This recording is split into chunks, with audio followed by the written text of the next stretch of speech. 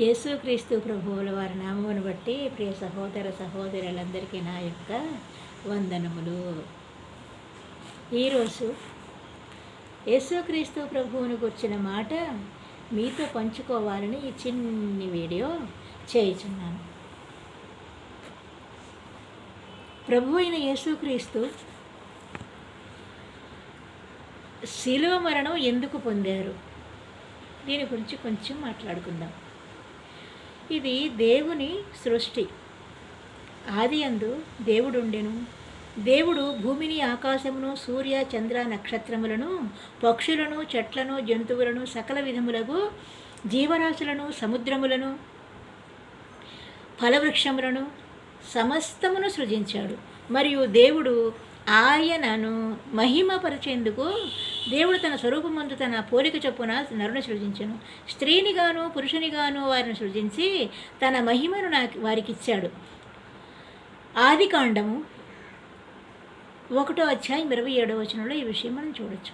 ఎలాగంటే, దేవుడైన యెహోవా నేల మంటితో నరుని నిర్మించి వాని నాసికారంధ్రములో జీవవాయువును ఊదగా నరుడు జీవాత్మ ఆయను. దేవుడు ఊదాడు నాసిక. అందుకే మనం ముక్కులో నుంచి ఇన్హేల్ ఎక్సేల్ చేస్తూ ఉంటాం. ఇది దేవుడు పెట్టిన సిస్టమ్. అది ఆదికాండం మళ్ళీ 2:7 ఆ విధంగా సృష్టించిన పురుషునికి ఆదాము అని, స్త్రీకి హవ్వ అని పేరు పెట్టి వారిద్దరిని ఏదేను తోటలో ఉంచాడు. మనం కూడా ఇల్లు కట్టి మన పిల్లలు ఉంచుతాం కదా, అలాగే దేవుడు కూడా వారికి ఒక మంచి తోట, ఉద్యానవనం ఏర్పాటు చేసి, అందుకే మనం ఇప్పుడు తోటలలోకి వెళ్ళి విహరిస్తూ ఉంటాం అన్నమాట. అది దేవుడు పెట్టిన సిస్టమ్. మానవుడు పాపం చేసేసాడు. పాపం అంటే మనిషికి చాలా ఇష్టం అండి, బహుప్రేమ. ఆ తోట మధ్యలో 2 వృక్షములను ఉంచాడు. అందులో ఒకటి జీవవృక్షము, రెండవది మంచి చెట్టుల తెలివినిచ్చి వృక్షము అను. వాటిని ఆ తోటలో ఉంచి, అంటే ఆదికాండం 2:9 ఈ విషయం మనం చూడవచ్చు. దేవుడు వారి ఇరువురికి, మీరు తోట మధ్యలో ఉన్న ప్రతి వృక్షఫలములను నీవు నిరభ్యంతరముగా తినవచ్చును. ఆదికాండం 2:16 చూసినట్టయితే, అయితే మంచి చెట్టుల తెలివినిచ్చి వృక్షఫలములను నీవు తినకూడదని నీవు వాటిని తినని దినమున నిశ్చయముగా చచ్చేదమైన నరునికి ఆజ్ఞాపించెను. ఆదికాండం 2:16-17 చూసినట్టయితే, మొదట దేవుడు పరలోకంలో దేవదూతలను తన మహిమ నిమిత్తం వారిని సృష్టించాడు. ఆ దూతలు పరలోకంలో నిత్యం పరిశుద్ధుడు పరిశుద్ధుడు పరిశుద్ధుడు అని గాన ప్రతిగానములు చేయుచు స్తుతిగానములు చేయుచు ఉండేవారు. యెషయా 6:3 చూసినట్టయితే, ఇలా స్తుతిస్తూ ఉండగా వారిలో ఒక దేవదూత, నేను మహోన్నతునితో సమానునిగా చేసుకొందును అని మనస్సులో గుర్తించి గర్వించి, మనిషికి అందుకే గర్వం ఎక్కువ, సొంత కొంపట్లు పెట్టేసుకోవాలని ఆలోచన ఎక్కువ. ఆ రోజే ఉంది అది. సాతాను అపవాది ఆ రోజే రెడీ చేసి పెట్టాడు. ఇది మనం అనుసరిస్తున్నాం అంతే. ఆ రోజు ఉన్నది ఇప్పుడు. ఒక దేవదూత నేను మహోన్నతునితో సమానముగా చేసుకుందును అని మనస్సులో గర్వించి దేవుని మీద తాను తిరుగుబాటు చేసినందున అక్కడ నుండి ఈ లోకంలోకి పడద్రోయబడ్డాడు. అందుకే మనం తల్లిదండ్రుల మీద, అధికారుల మీద తిరుగుబాటు చేస్తున్నాం ప్రతి విషయంలో కూడా. యెషయా 14:14 చూసినట్టయితే, అప్పటి నుండి తాను అపవాదిగా సాతానుగా మారి దేవుడు సృష్టించిన ఆదాము హవ్వల దగ్గరకు సర్పరూపంలో వచ్చి వారిని దేవుని నుండి వేరు చేయాలని, పాపంలో పడవేయాలని హవ్వ దగ్గరకు వచ్చి హవ్వను మోసగించి, అందుకే స్త్రీ త్వరగా మోసపోతుంది మాకు ఎవరైనా చెప్పే మాటలకి. ఆ మంచి చెట్టుల తెలివినిచ్చే వృక్షఫలములను తినేటట్లు చేశాను. ఆ రీతిగా హవ్వ పండు తిని ఆ పండు తన భర్త అయిన ఆదామును కూడా తినేటట్లు చేశాను. ఆదికాండం 3:6 ఆ రీతిగా వారిద్దరూ దేవుడు తినవద్దన్న పండును తిన్నారు కాబట్టి దేవుని మహిమను కోల్పోయి ఆజ్ఞను అతిక్రమించి పాపులయ్యారు. అందుకే పాపము చేయి ప్రతివాడు ఆజ్ఞను అతిక్రమించును, ఆజ్ఞాతిక్రమమే పాపం అని దేవుని వాక్కు అనగా దేవుని మాట తెలియజేయుచున్నది. యోహాను 1వ పత్రిక చూసిన 3:4 ఈ విషయం మనకి తేడతెల్లముగా తెలియచున్నది. అందువలన ఆ పాపాన్ని బట్టి దేవుడు వారిద్దరిని అలాగే సర్పం రూపంలో ఉన్న సాతానును శపించి వారిని ఏదేను వనము నుండి బయటకు త్రోసేశాడు.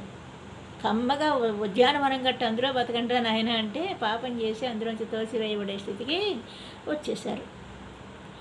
ఆదాము హవ్వల కలయిక వల్ల వచ్చిన సంతానం పెరిగి దేవుని విడిచి ద్రోహులై సృష్టికర్తను విడిచి సృష్టమును పూజించటం, దేవుని విడిచిపెట్టేశారు. సృష్టికర్తని, సృష్టిని పూజిస్తున్నారు. ఇప్పటికే అంతే జరుగుతుంది కదా. చెట్టు పుట్టలు గాజులు అవి ఇవి బంగారము వెండి రాళ్ళు ఇవి పూజిస్తున్నాం.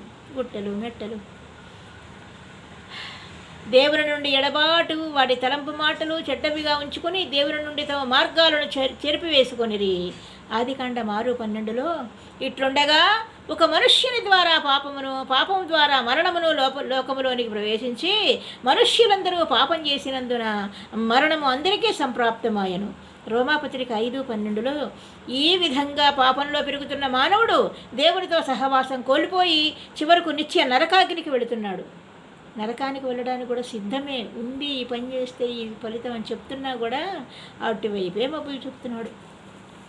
అందుకని మానవుడు పాపాన్ని పోగొట్టుకోవాలని, దేవుడిచ్చే సమాధానాన్ని పొందుకోవాలని, మోక్షాన్ని సంపాదించుకోవాలని మేకలను తన పాపానికి ప్రతిగా, పాపం చేయడం ఎందుకు, ఇంకో జీవిని వధించడం ఎందుకు,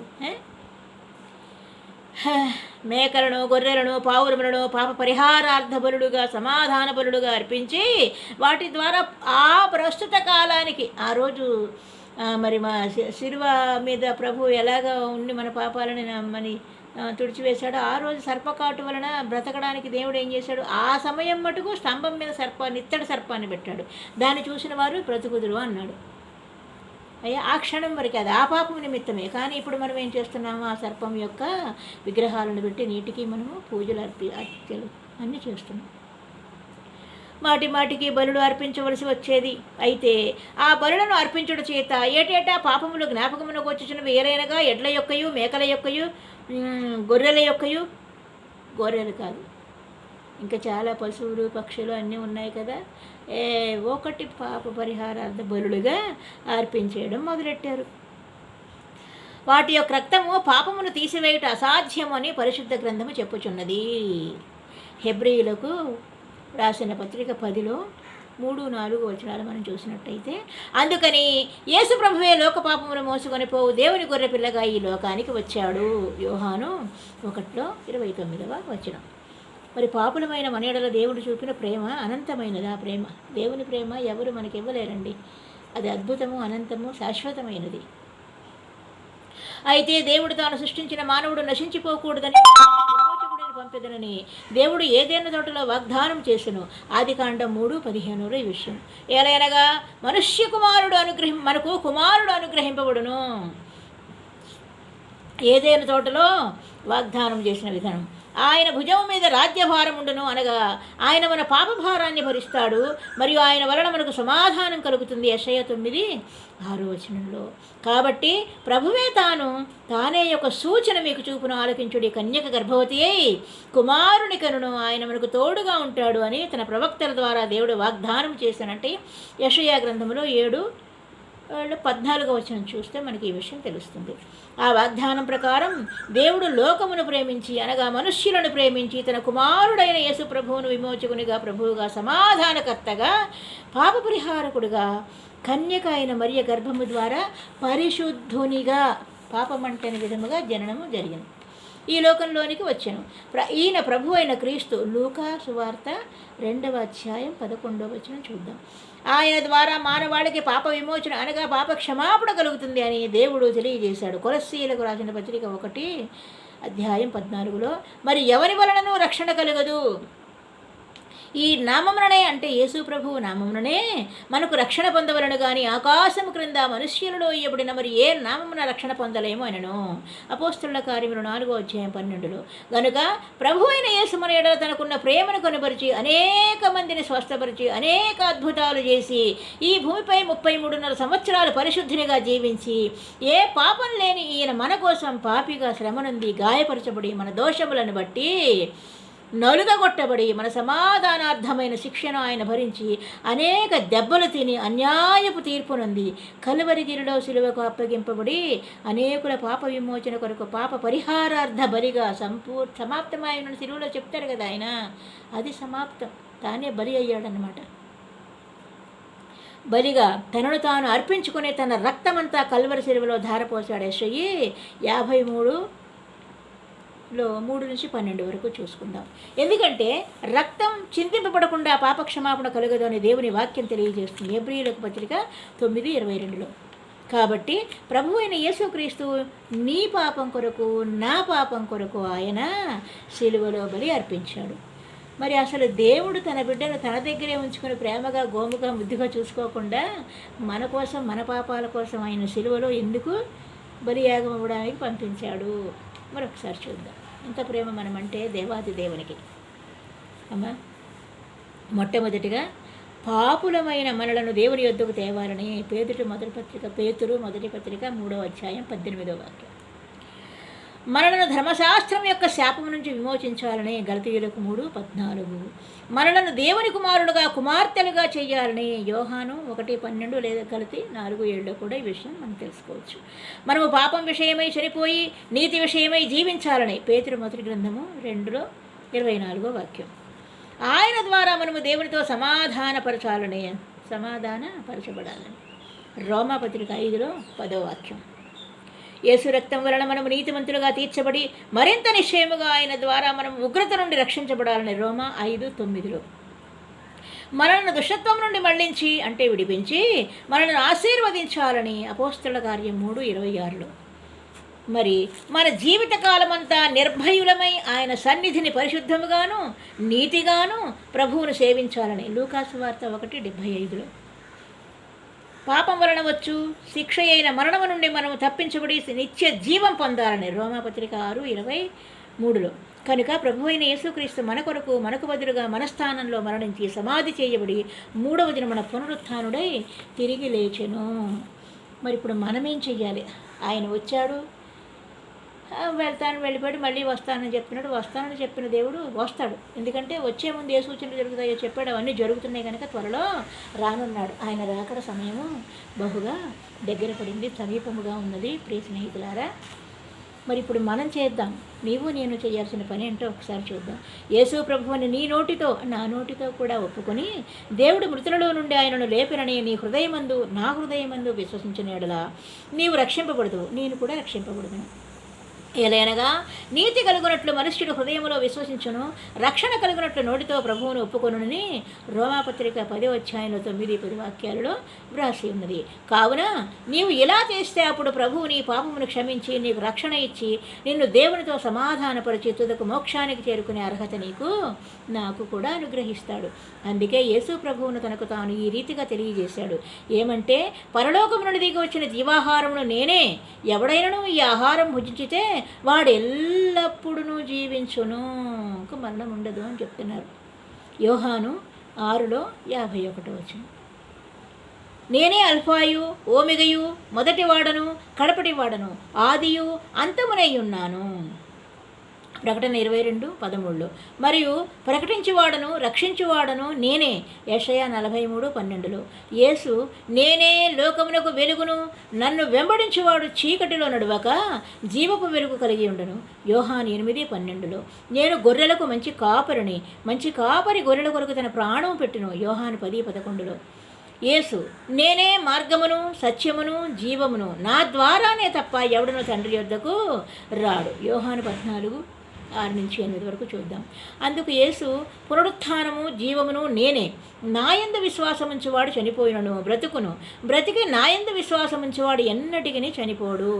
యోహాను 11:25లో. చివరిగా ఏం చెప్పారు? చివరిగా పరలోకానికి పోవు ద్వారమును నేనే అని ప్రభువైన యేసుక్రీస్తు వారు చెప్పారు. యోహాను 10వ అధ్యాయం 9లో.